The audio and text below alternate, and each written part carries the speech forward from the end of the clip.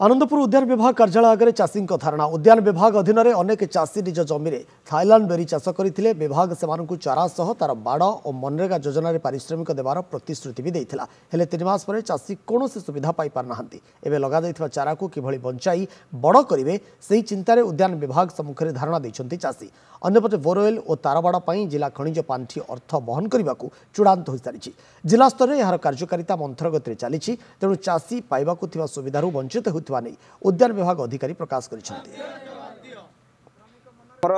जिते प्रथम आपुल गछ लगे कही बगीचा हम बोली कही से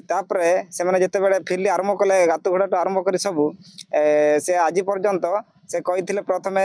से कहले बोरवेल हम चार जाली हम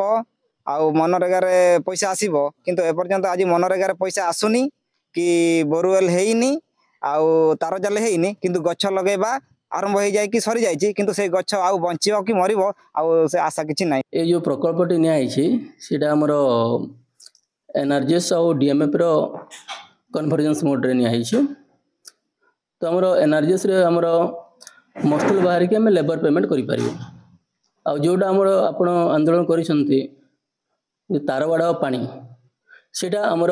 डीएमएफ फंड से आम कराव डिस्ट्रिक्ट एडमिनिस्ट्रेशन आमर उद्यान विभाग एग्रीमेंट एमओयू रे